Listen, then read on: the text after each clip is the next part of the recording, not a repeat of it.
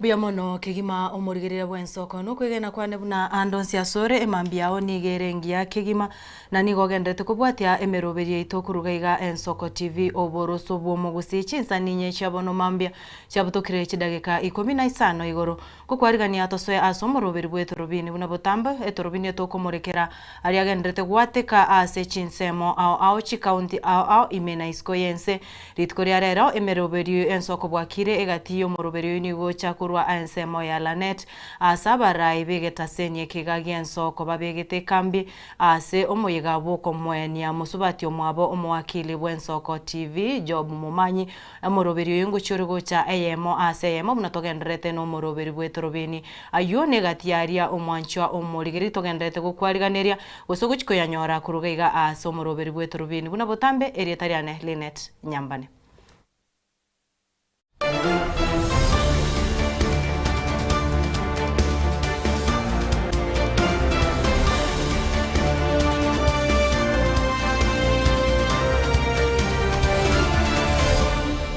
Etorobini nigo tokonye murekera kurugaiga ase county ya Nairobi ase bunge ye Senate asomo senator abwe county ya Nairobi Moske Edwin Sifuna abo ritkorigoro niga moncheti abagavana asagoteba chigavana nigo chikugania chibese chibagoseba menteru e budget yabo ye county egenta tebire abamenyi gosaba na inchi babeire bakumia korengana na Sifuna niga tebire chigavana nigo chigotumia chibese chibobe na nigo chibwenerete gwaka na chikonda che county ase eker egose ase biro bibwenerete tigaturanyora ayu akwane taburit korigoro.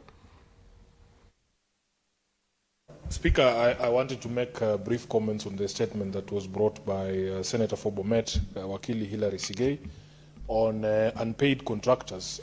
Just to inform this House, in the morning, Honorable Speaker, we had a conversation with the chair of COG. The chair of COG is the governor of Wajir, and some of the problems that we were discussing are captured in the conversation that has been initiated by Senator Sigei. Speaker, in fact, one of the clashes that we're having with the county governors is that they don't want monies that go to counties to be ring-fenced for specific purposes.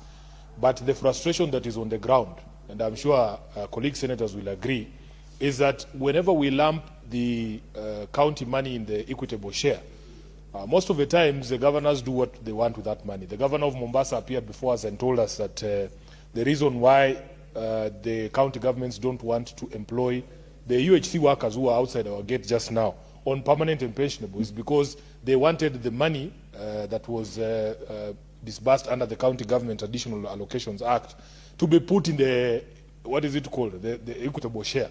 And Chair, the fear is that this money, once you lump it together with the equitable share, most of the things this House wants to see done are not done. In fact, there was a debate here, I don't know if you remember. We wish, as a Senate, we would ring-fence money for payment of contractors. Because this issue of pending bills has gone on for too long. People come to our offices, Honorable Chair, with all sorts of complaints and so on and so forth.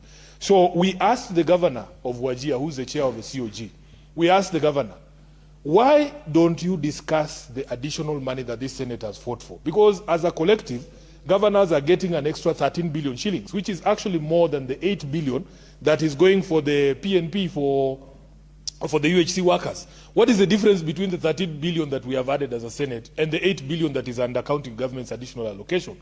Why can't they use the extra money from the Senate under the equitable share, the 13 billion, to have these UHC workers on permanent and pensionable? And they don't have an answer. So we are growing increasingly frustrated, Honorable Speaker. They are saying that now they can only give 1-year contracts to these UHC workers because their money is coming as a conditional grant. But in the Senate here, we feel we should tie their hands even more, Honorable Speaker. It's very frustrating. To the point where we feel, even here in Nairobi, we should have money set aside and ring-fenced for collection of garbage so that we can see these things happening, for roads and so on and so forth. We don't want to micromanage the counties, but it is grown out of this frustration that we have, Honorable Speaker, that people have gone so long without being paid for work that they delivered. So I am hoping that these conversations can continue and that we can be able to find solutions as a family of devolution to some of these challenges. I thank you, Honorable Speaker. Tokorwa county ya Nairobi tokogendeye masemo wika ase county ya Mombasa aso Murai Bwense William Ruto aborit kore igoro nigaikiranete egeikaro kia 11 gose 11th edition kia ekigikare kikiari gukwanira igoro ya bonchorerio bwenyanja ekigakorekanite ase county ya Mombasa abarai ao imena isko yense nabo igabarai korwa ase county ya Mombasa nigo bikiranite ase gikare kyo ase baireteri bageri na gwakira Omurai Bwense mbia aso kwirege gikare kyo kia matukana ase county ya Mombasa korengana no mugavana bwe county eyo nabo go mwaziri wa blue economy Hassan Joho nigo batebire buna egeikare kyo nigo county kogose kubwatikana negeikare kyo county ya Mombasa nigo ose uchumi yense meyu yanyareko bagegokina asa matuka yuane aitre. Your Excellencies, as we conclude the 11th Our Ocean Conference, Kenya reflects with pride on what has been achieved of the past few days. Guided by your vision, Your Excellency, of the bottom-up economic transformation agenda, Kenya has demonstrated that ocean action and economic development are not competing priorities. They are mutually reinforcing. We have shown that protecting our ocean must go hand in hand with creating jobs, attracting investment, strengthening livelihoods, and expanding the opportunity of our people. It is for this reason, through your vision, that Kenya took the bold decision to introduce the first ever business and investment forum in the history of the Ocean Conference. We recognize that while global commitments are important, the next frontier is mobilizing private capital, enterprise, and innovation to translate those commitments into tangible outcomes. The Business Forum was able to bring various key investors, financial institutions, entrepreneurs across the world, and business leaders in Kenya and beyond. This is exactly the outcome Kenya envisioned when introducing the Business Forum, creating a platform where partnerships are informed, investments are mobilized, and solutions are scaled. As His Excellency John Kerry reminded us yesterday, the true test of this conference is not the commitments we announce, but the actions we deliver. Your Excellency, as I conclude, we are equally proud that this conference was able to attract more than 150 young leaders across Kenya into the Youth Leadership Summit. Me and yourself, and I think a number of your CSs, went to a cruise ship. We did not go there for any other reason, but we entered into a cruise ship for purposes of you selling Mombasa as a preferred destination. End result of that, today we are having more vessels coming into Mombasa, more tourism coming into Mombasa. Today we went into a research vessel that I'm sure the CS will be talking about and you will be able to probably mention on. And the issues to do with that research vessel is how we can be able to put in place mechanisms to ensure that our fisherfolk are well informed on methodologies and in areas in which they can be able to go out and fish. All this would not be possible if this country was going to work in silos. Even today as we speak,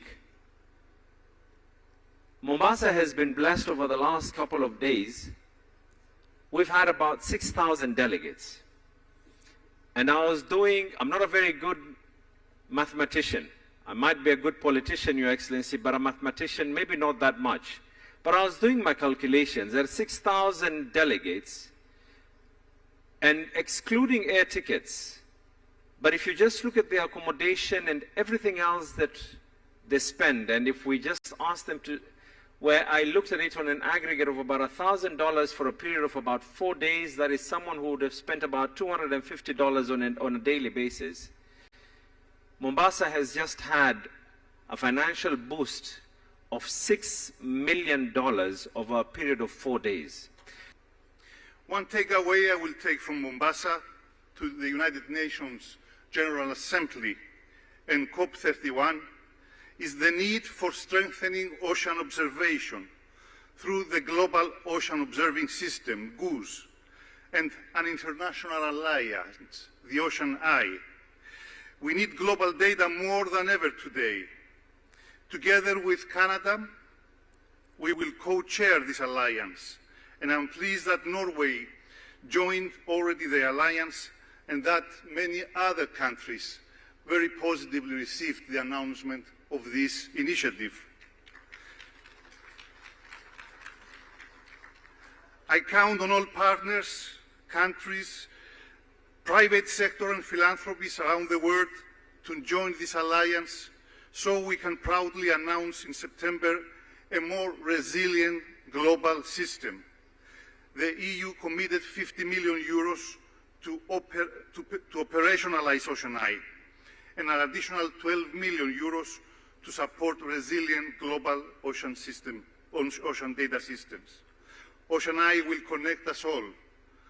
It will stabilize and expand critical observation networks and enhance global coordination on biodiversity and ecosystem monitoring efforts. Your Excellency, distinguished guests, the ocean needs us much as we... Umurigiria Y'Ensoko nigo tokogenda masemo wika ase county ya Nakuru ensemo ya Lanet asomo yega boko mwenia musubati omwabo omo director Y'Ensoko Job Nyasimi ogenderete nigo tokoraro nyora ali agenderete ororomo yega boko mwenia Jamie Makezia uyu kabeire omunyanyimbo nigo moyego yogenderete bunokororo kigabwa screen chibicha chikugochera nigo chigo cha masemo